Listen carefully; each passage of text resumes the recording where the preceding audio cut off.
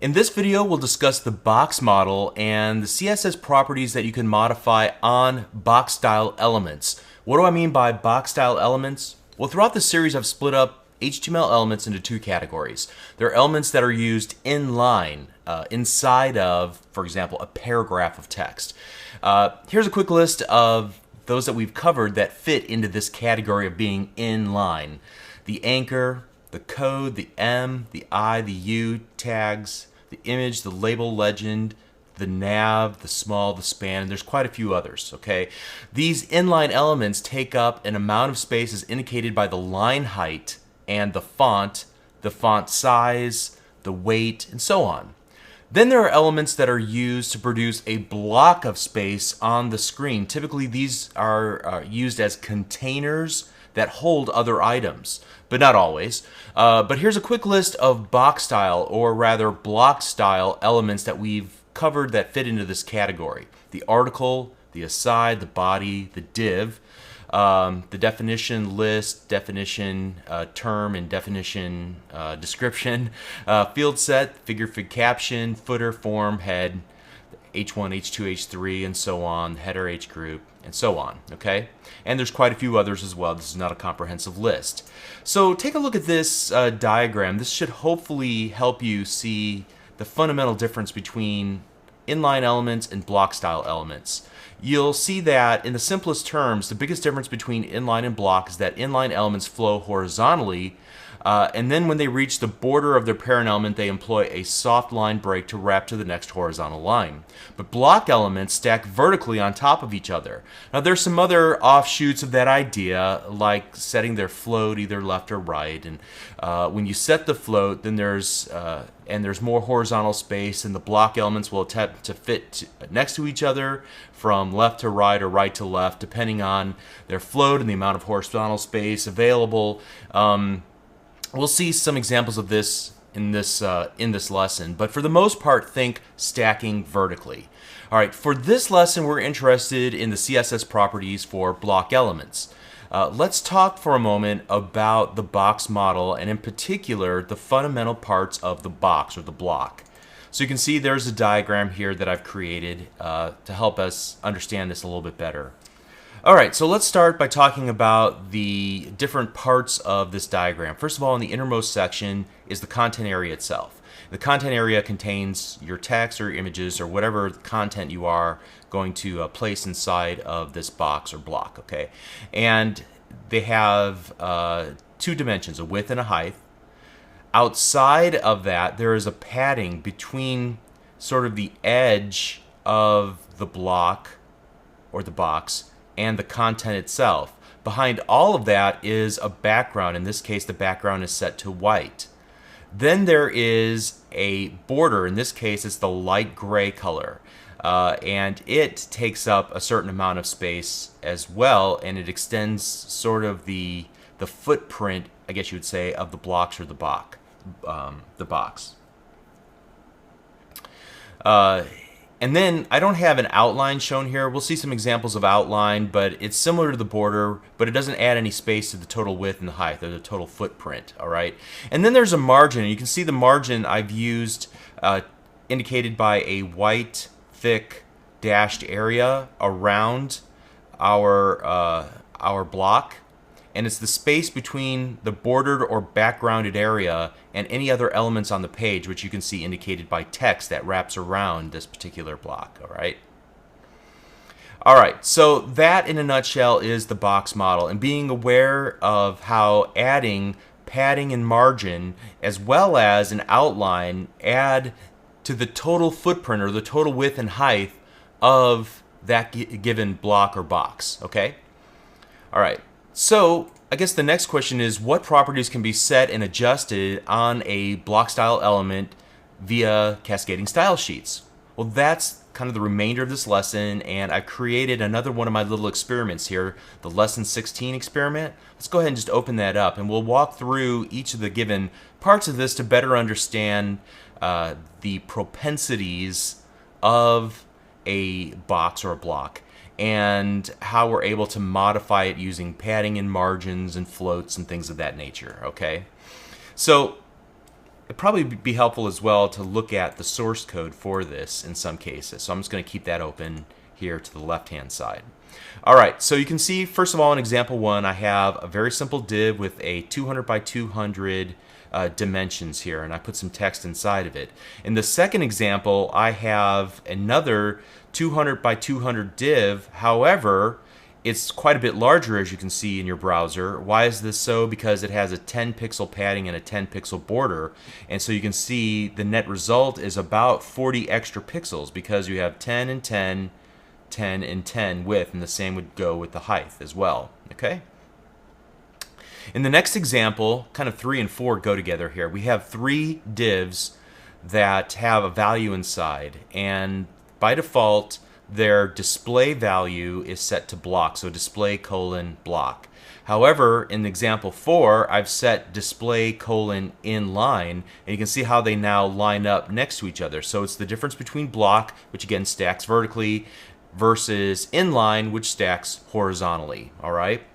And the same thing would be true with the H3 tags. Notice that by default they display colon block. And so you have 3 H3 tags. Notice that they by default take up 100% of your of the width of the page. However, we're able to change that by changing their display value to inline, in which case they butt up right next to each other. Pretty cool. All right, so in example 7, I show you how prior to popular frameworks that have come out within the last couple of years, designers used to use this floating of divs in order to create various sections in a grid-like structure on their web page. So let me scroll down here in the source so you can see what I did to achieve this.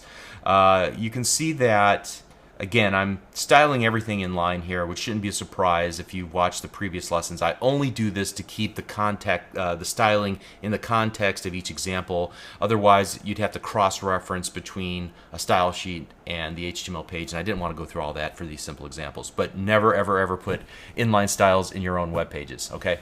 All right, so start over again. Here we have a, let me do a quick review here. Okay, so first of all, we have a div, and this first div contains a paragraph, and that div has a width of 30% and floated left and a margin right of 10 pixels. So that's this area right here, and it creates a little margin area so that the next paragraph doesn't butt up right next to it. All right, then we have, sort of in the main middle area, another div. Its width is set to 50% and it's floated to the left as well. Doesn't butt up because of that 10 margin border. Now, the beauty of this design is that as I change the scale of my, or the size of my browser, everything stays pretty much in line. It'll fall apart when we start getting really small here, or we reduce the width. You can see that text starts running on over each other, and it just doesn't scale extremely well, but in some cases it does okay. All right, and then off to the right hand side, notice I'm floating to the right. I have a width of 15% containing a little navigation area, okay? And so that is, again, a very common approach to laying out web pages. There might be a little bit more to it. People take a little more precaution, but in a nutshell, that's what they're essentially doing. Now, one thing I wanted to point out here, you can see that I have an HR, and I set its clear both for its style, and I explain why this is. Notice the HR tag in this example has a clear both applied. Use this to clear out floated elements. So if you try to remove this, and I'll just temporarily remove it, Control X on my keyboard, I'll save, and now I'm going to refresh this page. Notice what happens to the HR. It tries to put it next to the last floated item, and so it makes it a very small element on the page because it's trying to stack it, floating it left, and as a result, it's floating up against the other two floated items, and it just doesn't work well. So by adding the style clear both, you're clearing out the floats for that element, and therefore it begins a whole new kind of line, horizontal line, it removes itself from the current from the previous floats, and it goes on to its own layer, I guess you could say. All right. All right, so then let's move on from there and take a look at some of the stylings that you can apply to your block style elements. And we'll start out with border styles. And you can set a border style none like we do in this first div, or a number of different border styles. And let's just see, I just made the borders 10 pixels wide all the way around. So here's a solid border, a dotted border, a dashed border, a double border, and then there's a number of these that kind of have a double border with an outside and an inside color. Here's a groove and a ridge, an inset and an outset. All right. Okay, and then moving on, there's this notion of overflow, and you can see that there are 4 different settings for overflow. And this will come in handy whenever you have too much content to fit inside of a block style element. In this case, I've set the overflow equal to auto, and by doing that, you can continue to see all the content, but it's rendered inside of the div, and there's a scroll bar that's added so you can get to all of it, which was a common technique used years ago. I don't see it used quite as often today because it obscures the fact that there is more content, and I don't know that you would want to just create all your web pages this way, but it's certainly a possibility. The overflow scroll will add scroll bars horizontally and vertically. If there's just text, all it will do is just try to create line breaks and allow you to scroll one direction. But if you had an image, you'd be able, that was larger than the size of the block that you have it contained inside of, then you would also have enabled this horizontal scroll bar. Overflow hidden means that anything that doesn't fit into the boundaries of your div tag or your block style element will just get cut off. The opposite of that is overflow visible, where it'll go ahead and just spit it all out, and it doesn't use any scroll bars. It just puts it beyond the borders of your block style element, which is not preferable, I wouldn't think, in most cases. But it might have special application if you're just having a trouble formatting it any other way. Okay, example number 10, padding and margin. Here on a, let's see what example number 10 looks like. All right, so you can see in an H3 element, I'm styling margin left 50 pixels. Okay, and you can see that I have another one of these shortcuts where we can set the top, right, bottom, and left. So think about a clock beginning at midnight. So top, right, bottom, left, and you can specify each of those values without having to set margin left, margin top, margin dash right, margin dash bottom. All right. All right, example number 11. I've used this a number of times. This is how we would center something using the margin left and margin right set to auto. Okay. Padding on all sides 20 pixels, and again you can use a shortcut here setting the pixel count top, right, bottom, and then left, and don't forget that the padding adds to the overall dimensions of the content area. Alright, something new in CSS is rounded corners, and so you'll see some websites that make use of this. Here I have a border radius of 10 pixels on all sides. I think that's the right one, yes. And then I have the only on the left top and bottom right, and to get to those I set the border top left radius and the border bottom right radius to 20 pixels. All right, giving us a round on 2 corners. And I see this used often in header sections to kind of give a little stylistic flair, or in comment sections on blogs. Sometimes they'll use just certain corners to style it. Okay, and that degrades gracefully. So if you were to open this up in a browser that wouldn't support that, it would just see square corners. All right, example number 14 shows the outline that is in addition to the border. Let's take a look at what I did here. I set the outline color to orange, the outline width to 10 pixels, and the outline style to double, just to call attention to it. But notice that that is in addition to the border that I've created for this block style element. All right, so you can have kind of a double effect then, a border and an outline. The outline does not add to the underlying margin, padding, border, and content area that makes up the width of your block style element. All right, Example number 15 needs some explanation because you don't see anything. That's because the visibility is set to hidden. All right, so you can show visibility hidden or visibility visible. And that's a common technique that's used whenever you're applying JavaScript to show and hide elements on a web page. And we'll talk about JavaScript in a whole other series that utilizes this technique by setting the CSS property back and forth. It'll give you different ways to show and hide information on a web page, which is a common technique I see often on the internet. All right, and then finally, another CSS property that you can set is the cursor style that's used whenever you hover over a given element. And so again, this is probably used something that's a little bit more interactive, like when you're creating JavaScript applications on the client and you want to change given the state, you want to change the classes that are added to or removed from a given block style element dynamically. You can also set then its various cursor states. So by default, it's just an arrow, but you can see I'm setting it to crosshair in this second example.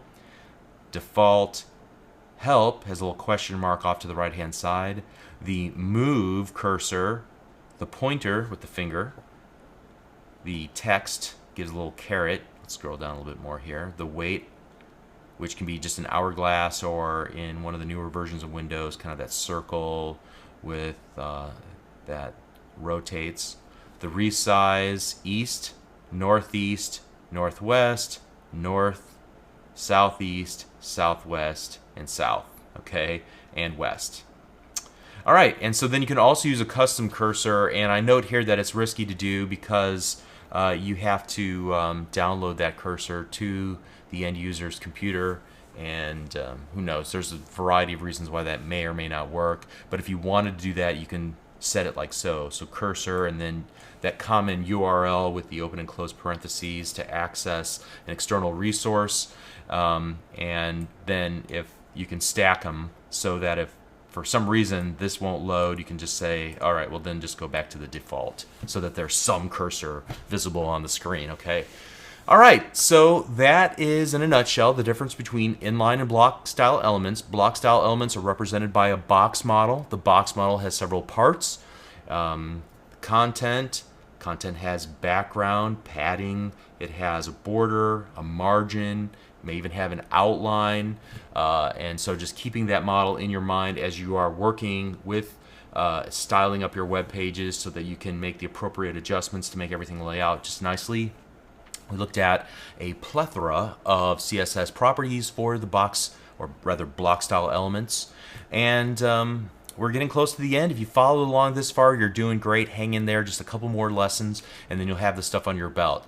I would recommend, once again, if you haven't already decided to do so, take a few moments, a day or so, and create the little cheat sheet like I did. Fully exercise all of the CSS properties that are available for block style elements so that you really get this firmly cemented and under your belt. Okay?